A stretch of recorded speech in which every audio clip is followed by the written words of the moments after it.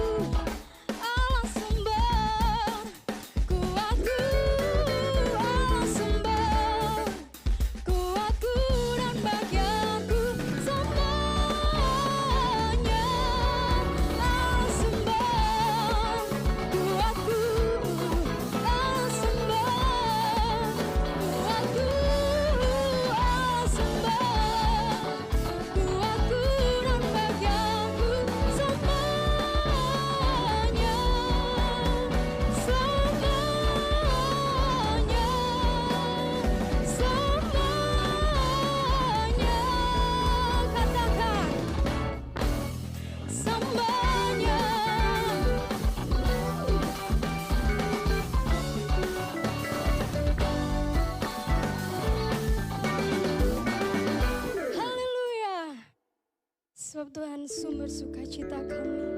Sebab Engkau Tuhan kekuatan di hidup kami. Tiada yang lain Tuhan. Engkau sumber segalanya. Ini setiap kami Bapa. Ini kehidupan kami.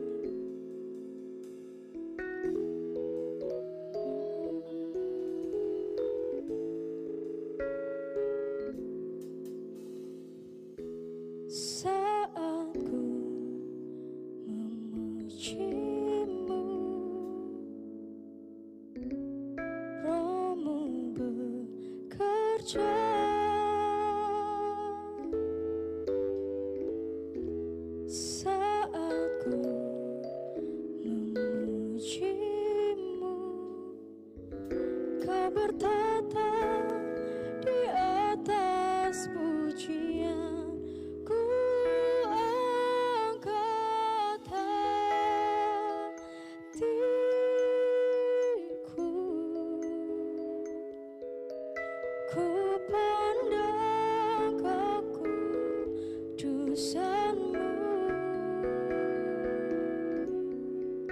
Saat ku sembah, ku pujimu, ku rasakan kehadiranmu Tuhan. Mari datang di hadapan. Saat ku menyembahmu, Rohmu bekerja.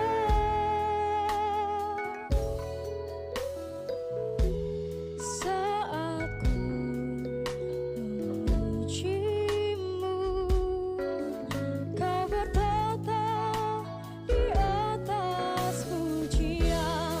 Ku angkat hatiku,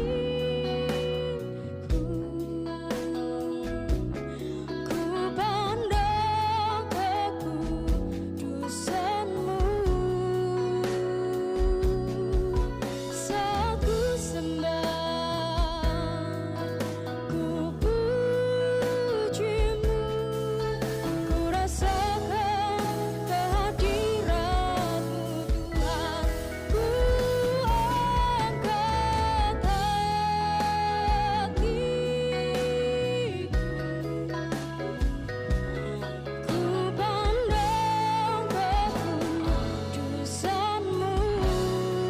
Saat kami menyembah, saat ku sembah, ku pujimu, ku rasakan kehadiratmu Tuhan. Saat kami menyembah, saat ku menyembahmu, Rohmu bekerja. Saat ku memujimu, Kau bertata di atas pujian.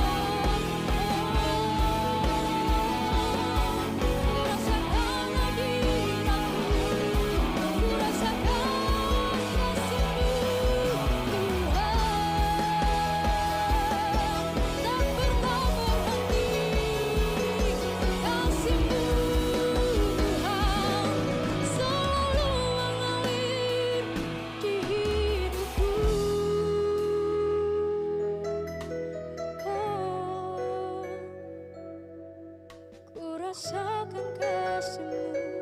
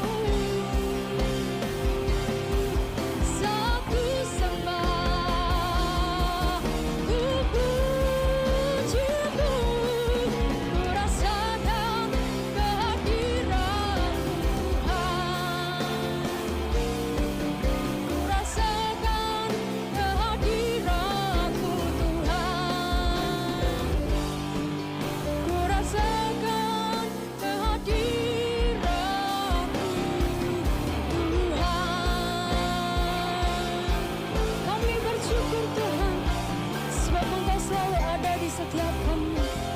Haleluya. Terima kasih Tuhan, terima kasih. Tiba saatnya kami duduk diam mendengarkan kebenaran firman-Mu. Memberkati hamba-Mu yang menyampaikan firman Tuhan. Hanya di dalam nama Tuhan Yesus. Haleluya. Amin. Shalom Bapak Ibu Saudara yang terkasih dalam Tuhan Yesus Kristus.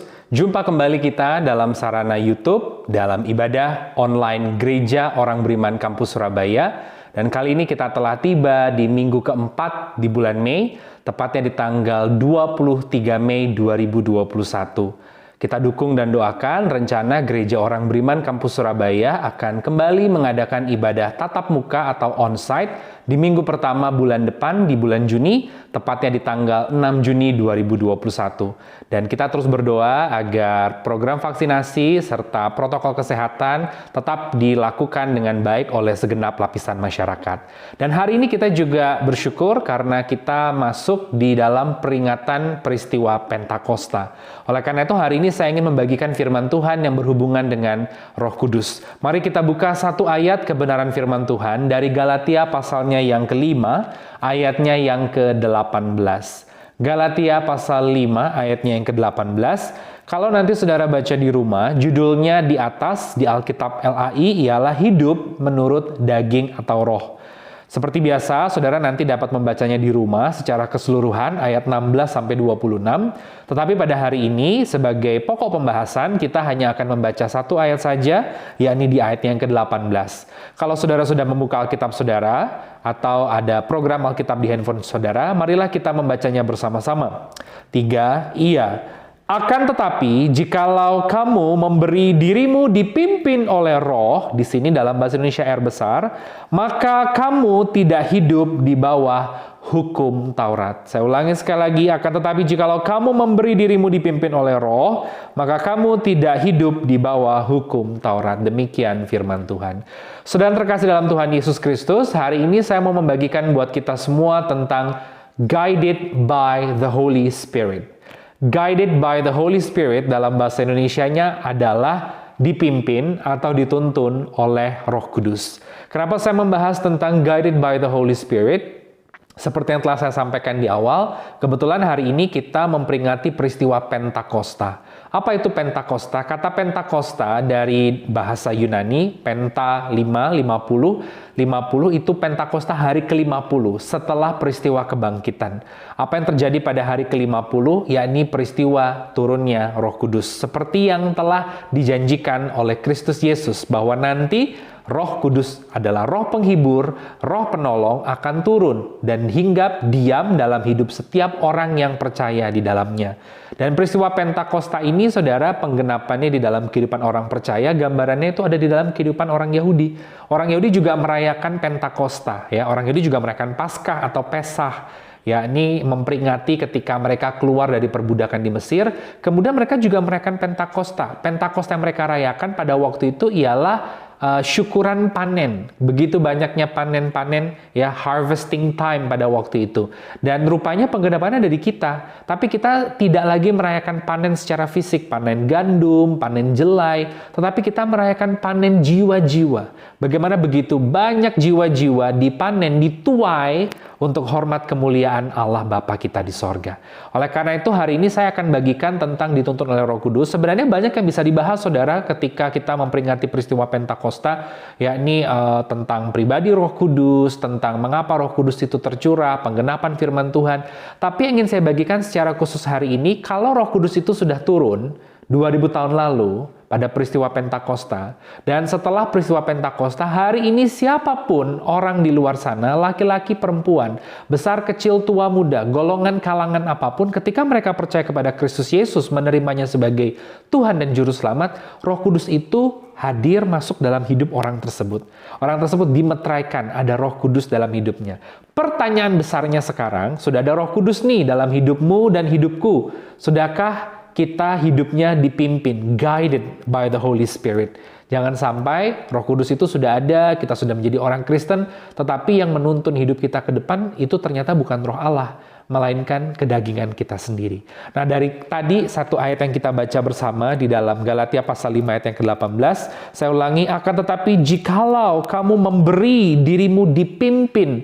Di sini ada kalimat pilihan, saudara. Because life is full of choices, ya. Karena hidup itu penuh dengan pilihan. Dan pilihan itu ada di tangan saudara dan saya. Maukah hidupmu itu guided by the Holy Spirit, dituntun oleh Roh Kudus, atau tidak? Saya berdoa biarlah kita semua hidupnya boleh senantiasa dituntun oleh Roh Kudus. 3 hal alasan mengapa orang percaya must be guided by the Holy Spirit. Kenapa believers must be guided by the Holy Spirit? Kenapa orang percaya harus hidupnya dipimpin oleh Roh Kudus? Yang pertama, saudara boleh catat, yakni untuk mengetahui kehendaknya di hidup kita.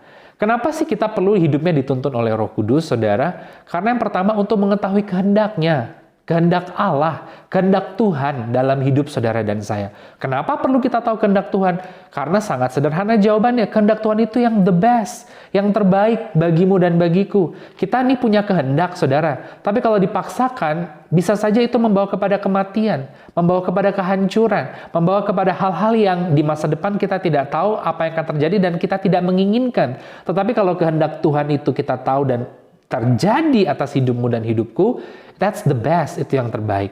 Dan kenapa kita perlu tahu kehendak Tuhan selain itu yang terbaik? Yang kedua, karena memang sudah seyogyanya, sudah seharusnya respon orang yang ditebus itu adalah mengetahui kehendaknya. Sebab hidup ini bukan lagi milik kita. Kita telah dibayar lunas oleh darah yang suci kudus, darah yang mahal lebih daripada emas dan perak. Sudah selayaknya kita tahu kehendaknya dalam hidupmu dan hidupku. Dan kehendak Tuhan itu menarik, saudara, karena apa? Tuhan tidak pernah menyatakan kehendaknya langsung straight ke depan, nih begini nih, kamu dikasih hidup 78 tahun atau 91 tahun atau 85 tahun. Nanti kamu jalannya ke kiri terus lurus, dalam 5 tahun nanti ke kanan agak turun dikit lalu naik. Saudara, Tuhan tuh jarang dan nggak pernah mungkin memberitahu seperti itu langsung straight begitu, saudara. Ya, seperti perusahaan kita tahu, oh kalau kerja di sini nanti saya gajinya sekian, dapat tunjangan jabatan, tunjangan istri, nanti saya dapat pensiun sekian, tahun sekian saya dapat naik jabatan. Itu enak, sudah tinggal jalan aja. Tapi kehendak Tuhan itu selalu di-reveal, dinyatakan itu step by step. That's why we have to live by faith. Ya, hidup dengan iman. Step by step, tahun ini dengan Tuhan kita melihat kehendaknya dinyatakan. Tahun depan terus berjalan. Maka dari itu, kita perlu mengetahui kehendak Tuhan lewat hidup dituntun oleh Roh Kudus. Dan tadi saya katakan Tuhan tidak pernah menyatakan langsung, supaya apa? Supaya kita boleh terus melekat pada Dia, sehingga kita belajar day by day, step by step, langkah demi langkah dengan iman kita tahu kehendak Tuhan. Dan hari ini saya berdoa, biarlah ketika kita dituntun Roh Kudus, kita tahu kehendak Tuhan dalam hidupmu dan hidupku. Kehendak Tuhan itu ada dua ya saudara, ada kehendak yang umum dan kehendak yang khusus atau spesifik. Kehendak yang umum itu saudara, kehendak yang umum itu semua sama, in general. Saudara dan saya, orang di Amerika, orang di Asia, orang di Afrika, orang tuamu, orang tuaku, diriku, dirimu, anakmu, anakku, pasangan kita semua sama. Ya, pada umumnya adalah kehendak Tuhan supaya kita boleh mengenal Dia yang memberikan keselamatan di dalam Kristus Yesus dan makin hari menjadi serupa seperti Kristus Yesus. Tetapi ternyata ada yang namanya kehendak khusus. Kehendak khusus itu setiap orang berbeda-beda. Mungkin buat saya secara pribadi kehendak khusus Tuhan adalah bagi saya melayani Dia di lapangan, dalam artian seperti sekarang menjadi hamba Tuhan. Dan Tuhan pasti punya kehendak spesifik bagimu dalam pekerjaan. Misalkan apakah engkau memilih pekerjaannya A atau B? Engkau kira-kira ambil studinya, ambil kimia, atau ambil fisika. Bahkan sampai sedetail itu loh, saudara harus tahu kehendak Tuhan. Tentang pasangan hidup, bagaimana visi ke depan, berumah tangga, mendidik anak, punya usaha, pindah pekerjaan, dan sebagainya. Temukan kehendak Tuhan secara khusus spesifik dalam hidupmu lewat dituntun oleh Roh Kudus. Maka saya percaya ketika kita step by step, langkah demi langkah, day by day, hari demi hari, berjalan dengan iman, dituntun oleh Roh Kudus, dan kita mengetahui kehendaknya, hidup kita akan melihat begitu banyaknya dan indahnya perkara-perkara ajaib bersama dengan Tuhan. Satu cerita pada waktu Paulus melakukan pelayanan, sebenarnya Paulus, saudara, itu kalau kita lihat perjalanannya betul-betul dituntun oleh Roh Kudus loh. Dan dia jadi tahu kehendak Tuhan bahwa dia harus menginjil sampai ke tanah Eropa di Roma sana.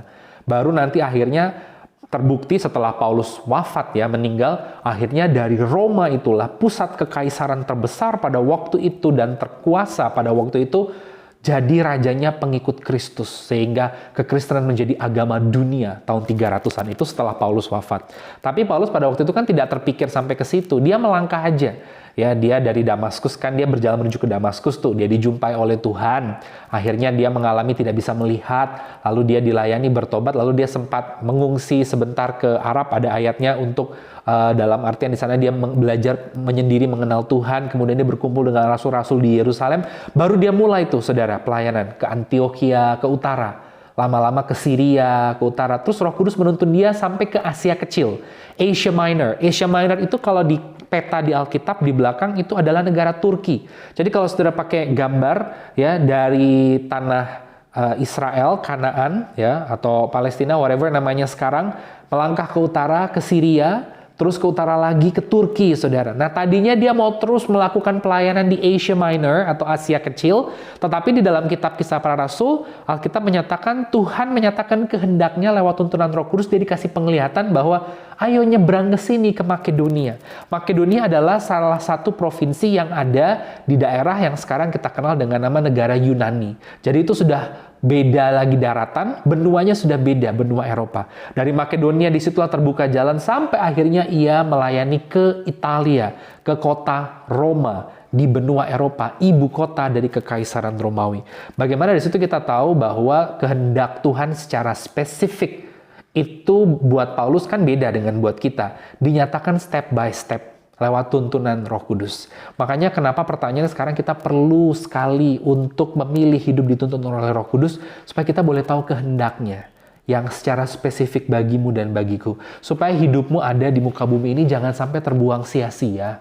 Ya, sekarang bukan masalah engkau hidup berapa lama, mau hidup 20 tahun, 30 tahun, 40 tahun, 60 tahun, 80 tahun, that's not a problem. Jangan jadi orang Kristen yang fokusnya, wah umurnya kok pendek atau panjang. Mau pendek, mau panjang. Sudahkah hidupmu mengerjakan kehendaknya yang spesifik itu? Dan memuliakan, membawa glory bagi nama Bapa di sorga di dalam Kristus. Jadi itu yang pertama, guided by the Holy Spirit. Yang pertama, kenapa sih kita perlu dituntun oleh Roh Kudus? Supaya kita boleh mengetahui kehendaknya dalam hidup kita. Yang kedua, saudara boleh catat, saya ulangi sekali di ayat yang ke-18. Akan tetapi jikalau kamu memberi dirimu dipimpin oleh Roh, maka kamu tidak hidup di bawah hukum Taurat. Yang kedua, kenapa sih orang percaya perlu guided by the Holy Spirit, perlu dituntun oleh Roh Kudus supaya kita tetap ada di jalurnya. Yang kedua, supaya kita boleh tetap ada di jalurnya. Hidup ini, saudara, ada dua bagian. Hidup secara fisik, yang kelihatan mata fisik, dan secara kacamata rohani. Secara kacamata fisik, mungkin kelihatan ya, saudara, hidupnya pernah mengalami turun naik, seperti roda berputar, kadang di atas, kadang di bawah, kadang ada duit, kadang nggak ada duit, kadang ada problem, bisa jabatan naik, kemudian jabatan dilepaskan, bisa populer, orang ada masanya. Tapi dari kacamata rohani, yang penting mau apapun itu, engkau tetap di jalurnya Tuhan, di tracknya Tuhan. Karena kalau di tracknya Tuhan, ujungnya itu adalah hidup. Hidup kekal abadi bersama dengan Tuhan. Tapi kalau engkau keluar dari tracknya Tuhan, jalurnya Tuhan, jalur Tuhan ini begini. Nah, keluar, engkau ujungnya kalau bukan jalur dari Tuhan, ujungnya kepada kematian. Dan itu mengerikan. Sehingga apa yang sudah dialami begitu enaknya, nikmatnya, sukacitanya di bumi, kalau ujungnya kematian kan nggak enak. Mengerikan, saudara. Itulah sebabnya kenapa, why do we have to be guided by the Holy Spirit?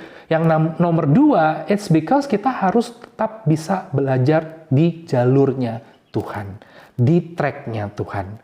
Seperti contoh ilustrasi, saudara, saya pernah pergi ke satu kompleks perumahan baru ya di wilayah Jabodetabek ya, pengembangan gitu. Ini daerahnya bagus, dan yang saya perhatikan sekarang pengembangan perumahan-perumahan baru itu selalu ada jogging track, saudara.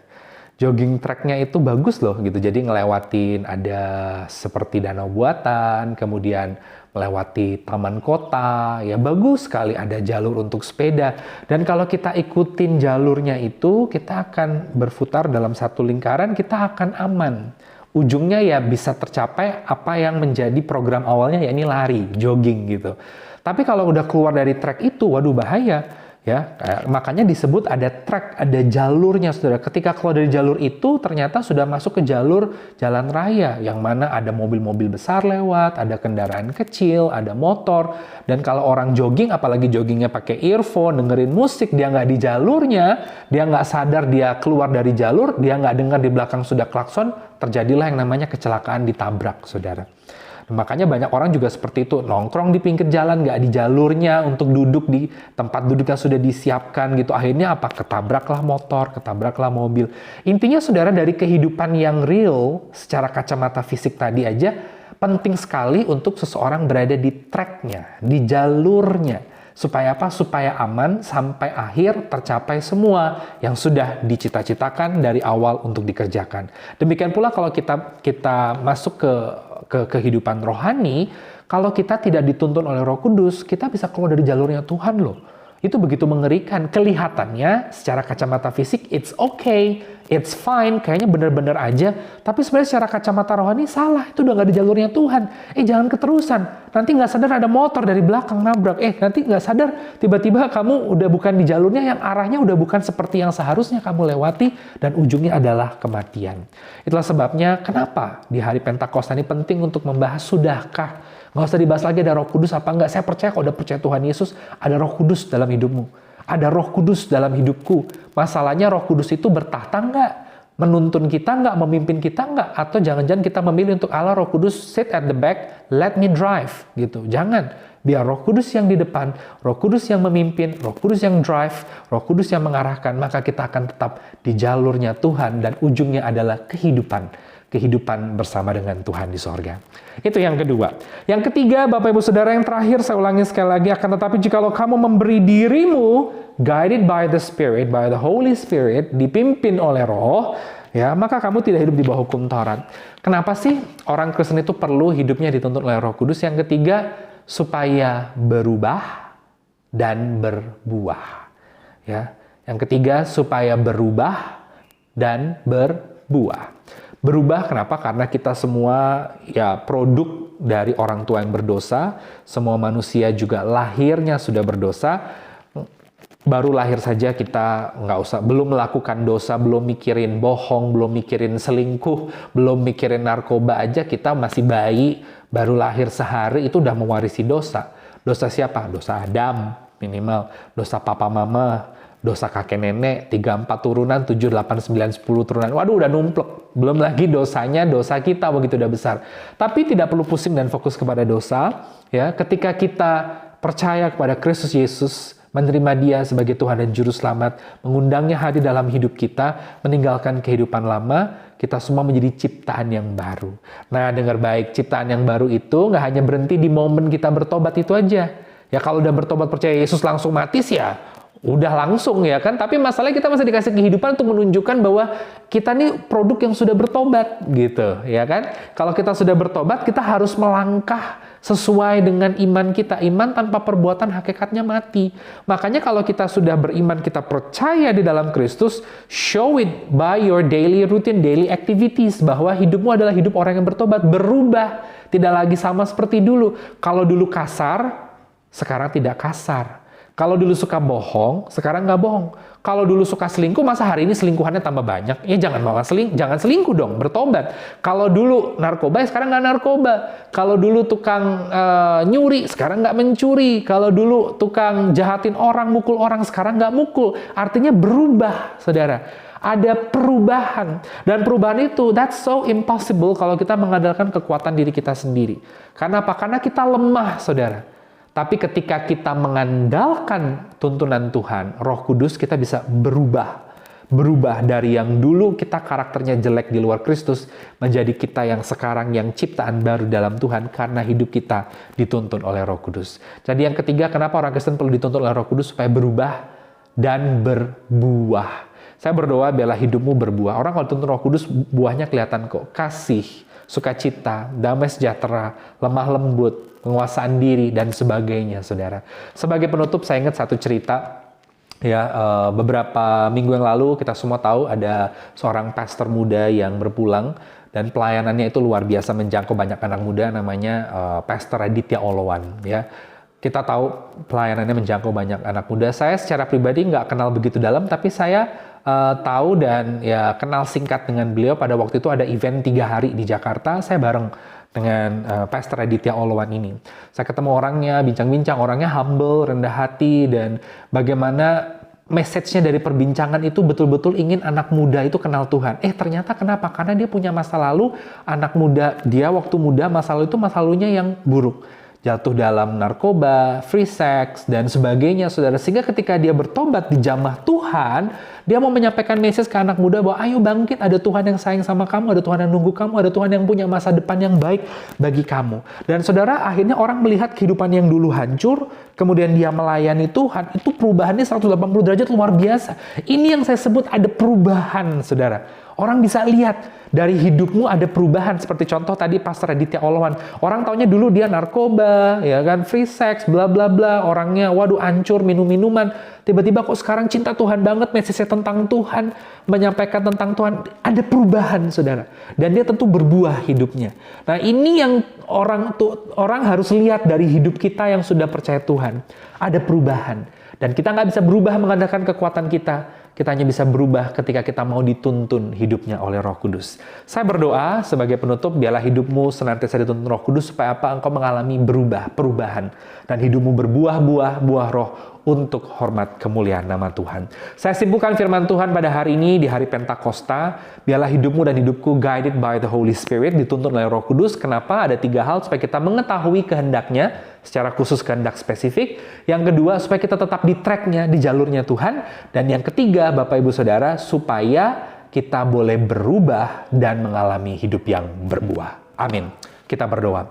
Terima kasih Tuhan untuk firman yang boleh dibagikan buat kami pada hari ini. Meteraikan di dalam nama Tuhan Yesus. Dan bila setiap orang yang mendengar dan menonton program ini, mereka diberkati, ditolong Tuhan, dibela Tuhan di tengah pandemi ini, dipelihara Tuhan.